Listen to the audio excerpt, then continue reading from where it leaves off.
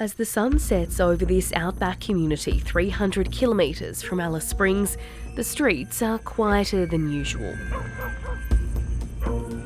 There's sorry business or funeral ceremonies and men's business on the outskirts of Yuendumu this week, so the purple sky blankets only a few people and free-range camp dogs strolling around at dusk. It's here in Yuendumu around this time of night, on November 9, 2019, that life for so many changed forever. 19-year-old Kumanjayi Walker was shot and killed after stabbing Police Constable Zachary Rolfe in the shoulder as he tried to arrest him. The officer has since been cleared of a murder charge by a Supreme Court jury who found he acted in self-defence when he fired the fatal shots. A lengthy coronial inquest is now underway.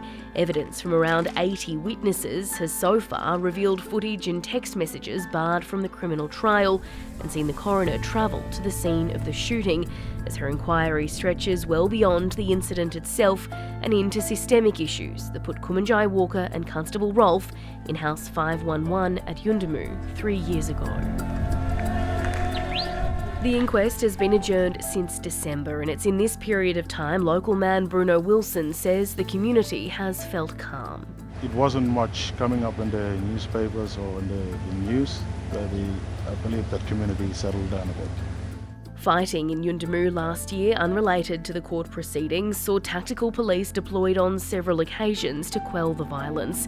Mr Wilson is confident the conflict won't break out again when the inquest resumes in Alice Springs on Monday, but he says the unrelenting court hearings do take a toll. For me personally, it's really frustrating, difficult to keep going in and out. Hopefully you want to see this end soon. Yuendumu community will be more anxious that the courts are coming up.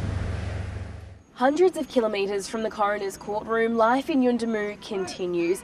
But as the court case goes on, so too does the scrutiny of a small remote community thrust into an unwanted national spotlight for more than 3 years. Definitely media makes it more stressful. It makes other people feel not trustful to the media and to the story that goes out.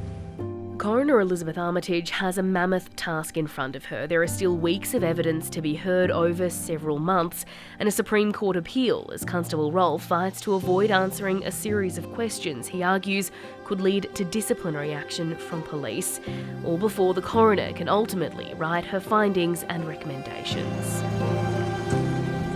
Mr Wilson says there's hope in Yuendumu. It will all lead to meaningful change, but it won't be the first time changes are recommended.